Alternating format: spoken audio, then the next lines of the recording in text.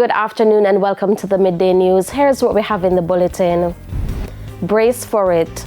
Tourism Minister says Kingston growing as a tourist destination.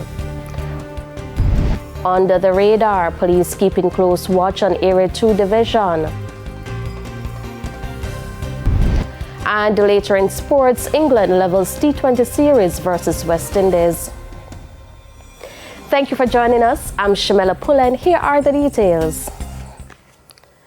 We begin with a TVJ News follow-up. The YouTubers at the Center of Impersonation of Public Health Inspectors last month have been arrested and charged.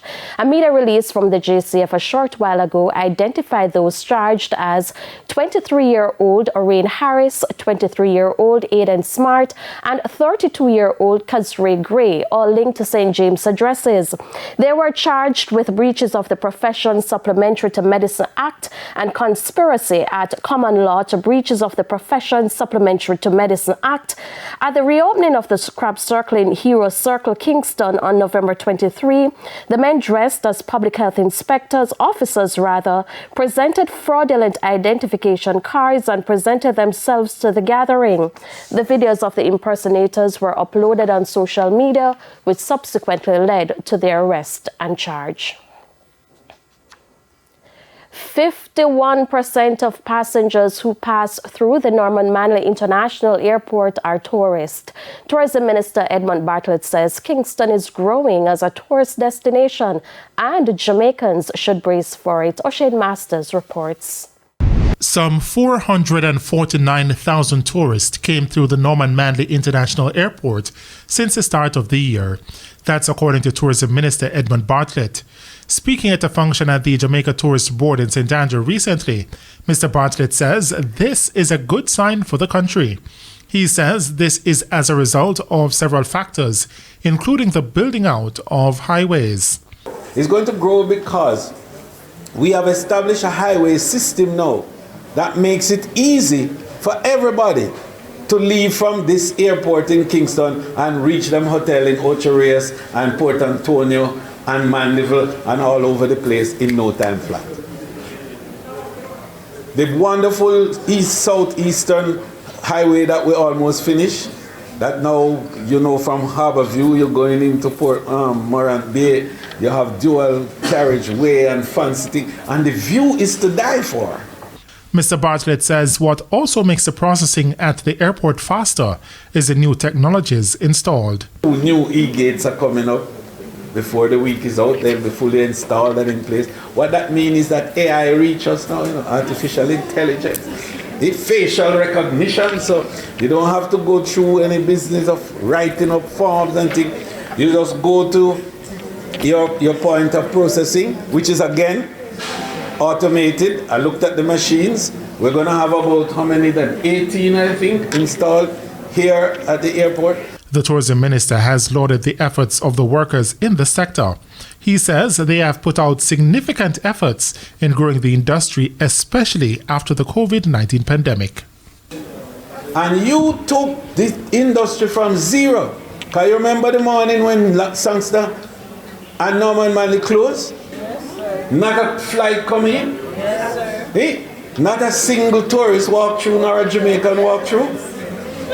And you take it from zero, and in 3 years, you have grown to 4 million visitors and $4 billion earned. What a contribution.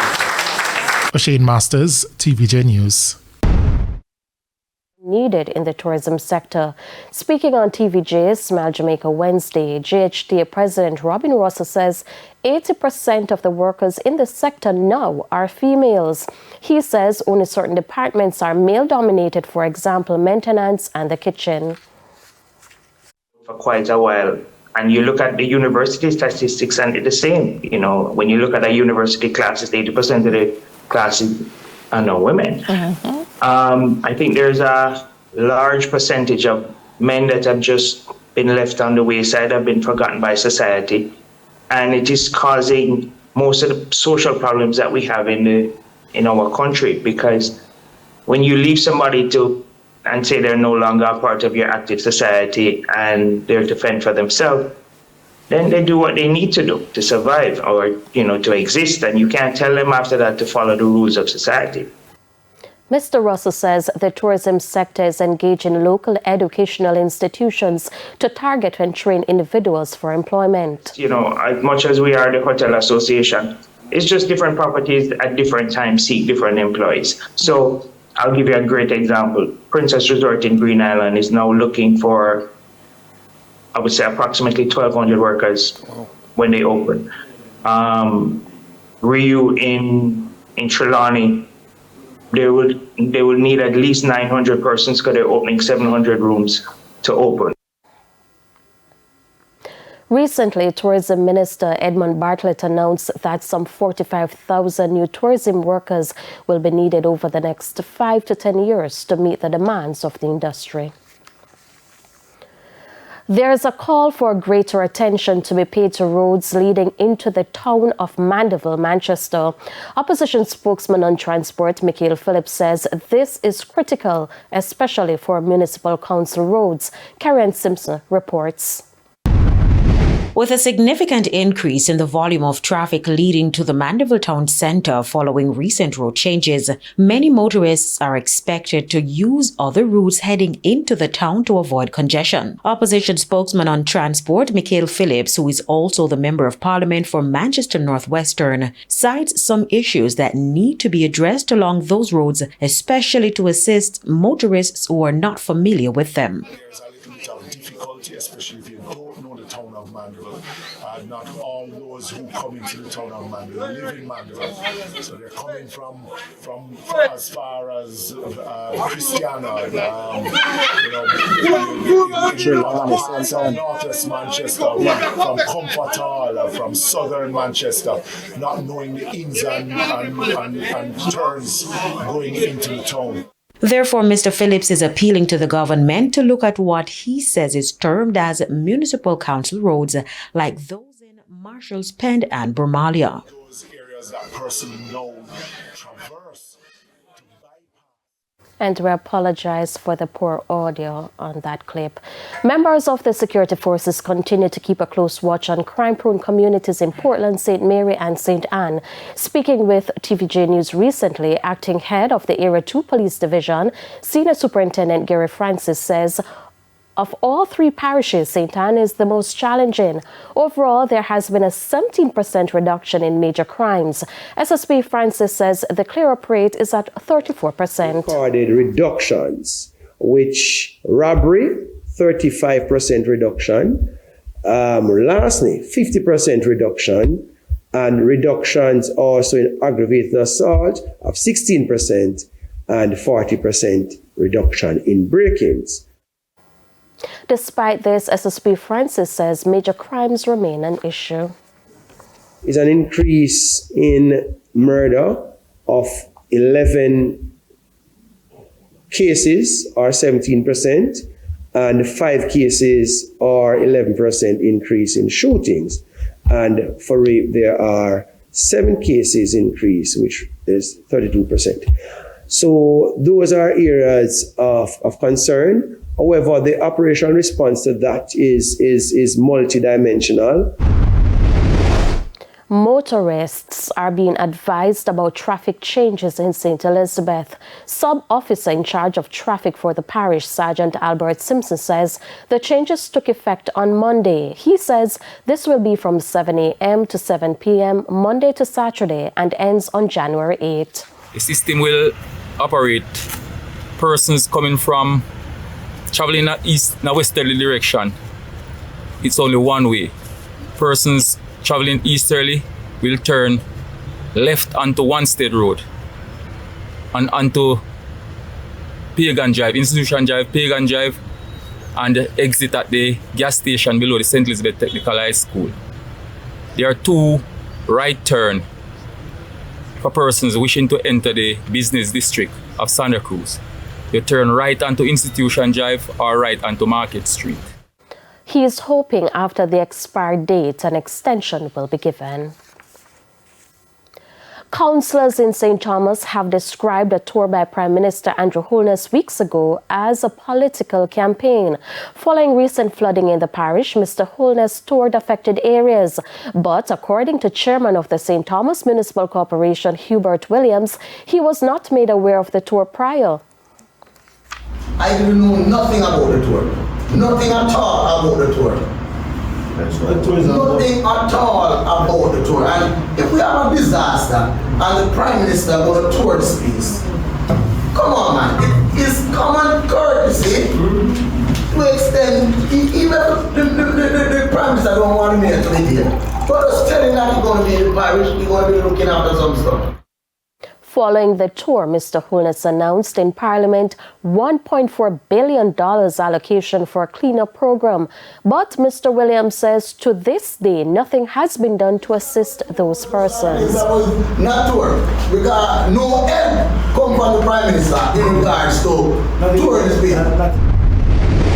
It's time for a break. Stay with us. More stories when we return.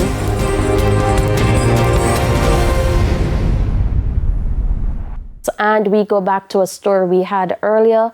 There's a call for greater attention to be paid to roads leading into the town of Mandeville, Manchester. Opposition spokesman on transport, Michael Phillips, says this is critical, especially for municipal council roads. Karen Simpson reports. With a significant increase in the volume of traffic leading to the Mandeville town centre following recent road changes, many motorists are expected to use other routes heading into the town to avoid congestion. Opposition spokesman on transport, Michael Phillips, who is also the Member of Parliament for Manchester North Western, cites some issues that need to be addressed along those roads, especially to assist motorists who are not familiar with them. There's a little bit of difficulty, especially if you don't know the town of Mandeville. Not all those who come into the town of Mandeville live in Mandeville. So they're coming from as far as Christiana, in other parts of northwest Manchester, from Comfort Hall, from southern Manchester, not knowing the ins and turns going into the town. Therefore, Mr. Phillips is appealing to the government to look at what he says is termed as municipal council roads, like those in Marshall's Pend and Brumalia. Those areas that person now traverse to bypass Caledonia Road and the town itself, that there's some look at the upgrade of those road surfacing. And many of them are riddled with potholes and need some additional debushing and the verges, some widening in some instances, so that be looked at, because these are now used as main roads to bypass the traffic changes that have taken place. He says police monitoring is also critical in these areas. Mr. Phillips also warns against noise from heavy units and vehicles with music blaring as persons reroute through residential communities along those roads. Residents that would normally have peace and quiet going to have a lot of impact by noise, but to ensure that the trucks that pass through those areas don't just awaken the communities, especially in the early mornings and late nights, because of with those what we refer to as the braking system, that the music blaring from vehicles, but those who also traverse in those communities and breaking the law, that they be dealt with. Carrie-Ann Simpson for TVJ News. It's time for the Business Minute. Jamaica's trade deficit declined for the first 8 months of 2023. In the latest trade bulletin, Statin says the difference between the sum earned from exports and what was spent on imports was $3.67 billion. Now that's compared to a trade deficit of $4.06 billion for the similar period in 2022. Now, Statin says the cost of imports was slightly lower, coming in at $5.08 billion versus $5.15 billion last year. The 1.4% or $74.5 million decline in the import spend was due to lower imports of raw materials, intermediate goods and fuels, and lubricants. Meanwhile, total export earnings was 29% higher at $1.41 billion. Further afield, UK inflation has fallen to its lowest level for more than 2 years, driven largely by a drop in fuel prices. Prices rose by 3.9% in the year to November, down from 4.6% in October. But while inflation is down from its peak in 2022, it is still almost double the Bank of England's 2% target. And that's it for the Business Minute. I'm Shane Masters. And here's a preview of what's coming up in this evening's health report.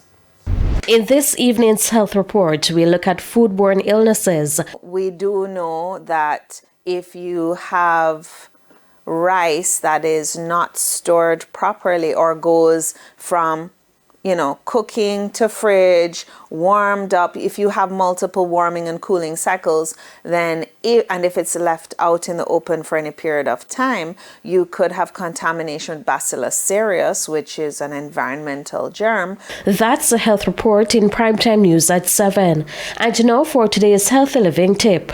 Wash your hands and surfaces often. Don't cross-contaminate. Cook to the right temperature. And refrigerate promptly. Time now for the top regional and international stories.